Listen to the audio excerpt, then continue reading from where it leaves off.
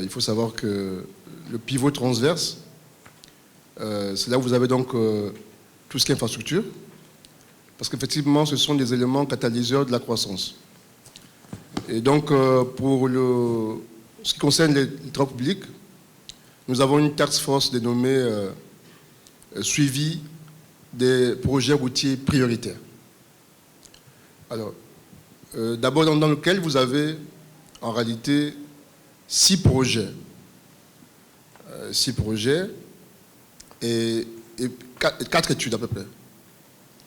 Donc les projets dans le pacte, il y a premièrement Transgabonaise, que vous connaissez très bien, qui est longue de 824 km, divisée en 3 sections. La première va de Libreville jusqu'à Alembe. Ensuite, d'Alembe jusqu'à Mikoui, et Mikoui, Franceville.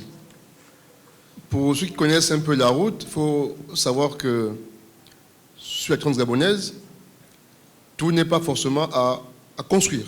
Il y a des zones qui sont déjà aménagées. Notamment quand vous faites la route entre Bifoun et Ndjolé, Alembe, Lalara, Koumameyong, tout ça c'est des zones qui sont bitumées. Naturellement, il faudra renforcer ce qui doit l'être. Et puis vous avez des sections qui sont dites encore en terre, où il faut construire.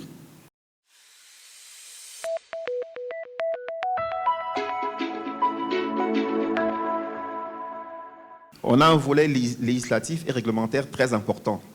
Parce qu'en réalité, tout l'habitat et une bonne partie des problèmes de l'habitat proviennent soit de l'insuffisance des textes, soit du manque des textes.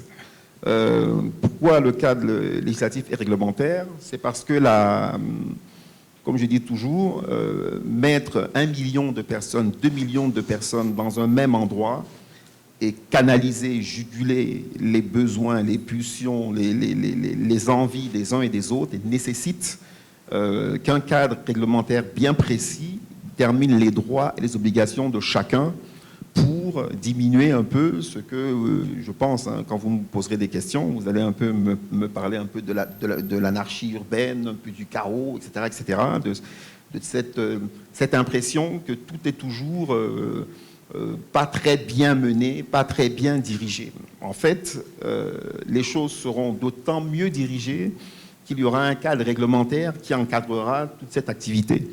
Alors, dans le cadre du PAT, les textes ont plusieurs objectifs.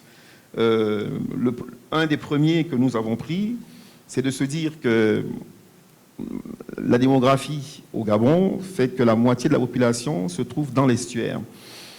Et donc, le besoin de logements et de parcelles constructibles est plus crucial ici que dans le reste du pays.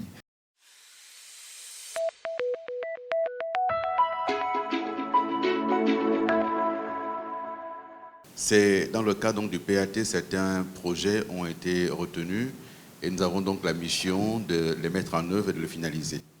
On va énumérer quelques-uns, ils ne sont pas tous là, on rappellera quelques autres qui ne sont pas énumérés ici. Nous avions d'abord à finaliser le projet SIM Gabon 2.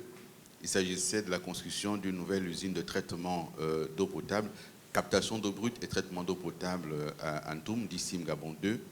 Ce projet a donc été finalisé et livré. C'est le chef de l'État qui l'a mis en service le 15 avril 2021 pour 36 000 mètres cubes d'eau supplémentaires. Donc c'est fait, c'est fonctionnel aujourd'hui. Nous avions également accompagné le FGIS dans le cadre du closing financier concernant la réalisation du projet Kingele-Aval. Il s'agit de la construction d'un barrage hydroélectrique en aval de Kingele de 35 MW. Le closing financier est bouclé. L'entreprise qui doit faire les travaux a été retenue par l'appel d'offres international. Il s'agit de Sino Hydro, qui est déjà présent sur le site, qui a commencé à faire la base vie. Et si tout va bien, nous devrions pouvoir lancer les travaux avant la fin de ce second semestre 2022, si toutes les conditions, notamment techniques et météorologiques, sont réunies.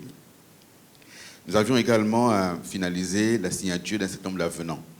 En 2016, l'État gabonais a confié le développement de 2 centrales hydroélectriques, Ngulmenjim et Dibouangui, à 2 opérateurs.